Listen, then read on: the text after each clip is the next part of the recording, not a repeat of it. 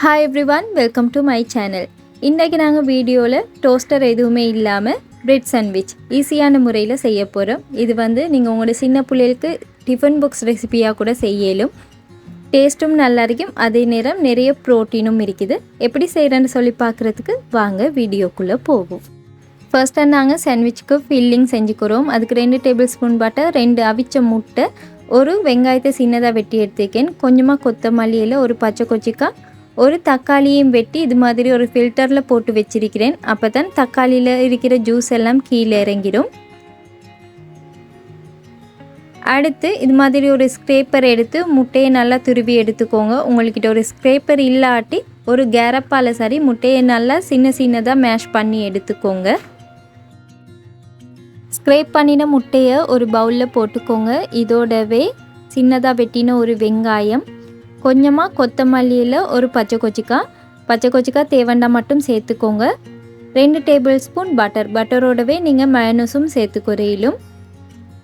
கொஞ்சமாக உப்பு மிளகுத்தூள் உங்களோட டேஸ்ட்டுக்கு ஏற்ற மாதிரி சேர்த்துக்கோங்க. இப்போ எல்லாத்தையும் ஒருத்தையும் நல்லா மிக்ஸ் பண்ணிக்கோங்க.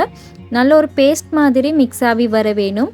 இதோடவே நீங்கள் மயோனஸ் கூட சேர்த்துக்கிறோம். மேலும் அடுத்து வெட்டி வச்சிருக்கிற ஒரு தக்காளி, இதோடவே கொஞ்சமாக தேசிக்காய் சாறு விரும்பினா மட்டும் சேர்த்துக்கோங்க. தக்காளியை நாங்கள் வெட்டின உடனே சேர்த்தா இந்த சலடு தனித்தன்மையாக்கிடும். அதனால தான் நாங்கள் ஃபில்டரில் போட்டு ஜூஸ் எல்லாம் எடுத்த பிறகு சேர்த்துக்கிறோம். இப்போ எங்களோட சாண்ட்விச்க்கான ஃபில்லிங் ரெடியாக இருக்குது.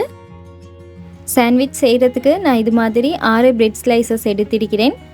இப்போ இதோட ஓரங்கள்லாம் வெட்டி எடுத்துக்கோங்க. வெட்டுற ஓரங்கள் எங்களுக்கு வேஸ்ட் ஆகாது. நாங்கள் அதை பிரெட் கிராம் செஞ்சு எடுத்துக்கிறோம். இது மாதிரி ஓரங்கள்லாம் வெட்டி எடுத்ததுக்கு போகிறோம். இதை ஒரு போர்டில் அடுக்கிக்கிறேன். இந்த பிரெட் ஸ்லைஸில் நல்லாவே பட்டர் பூசிக்கோங்க. அப்போ தான் நாங்கள் உள்ளுக்கு வைக்கிற அந்த ஃபில்லிங் இந்த பிரெட் ஸ்லைஸோடு ஒட்டி பிடிக்கும். அதனால் நல்லாவே பட்டர் பூசிக்கோங்க.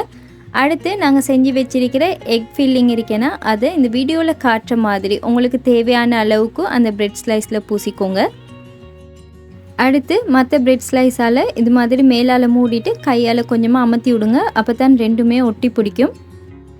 ஹெல்தியான பிரெட் சாண்ட்விச் ரெடி. இதே நீங்கள் டோஸ்ட் பண்ணியும் எடுக்கலும், அதுவும் நல்ல டேஸ்ட்டாக தான் இருக்கும். 2 முட்டையை அவிச்செடுத்தால் 5 நிமிஷத்துலேயே சாண்ட்விச் ரெடி பண்ணிடலும். உங்கள் வீட்டில் இருக்கிற சின்ன பிள்ளைகளுக்கு இது மாதிரி செஞ்சு ஸ்கூல் நர்சரிக்கெல்லாம் டிஃபன் பாக்ஸ் ரெசிபியாக கூட செஞ்சு அனுப்பிடும்.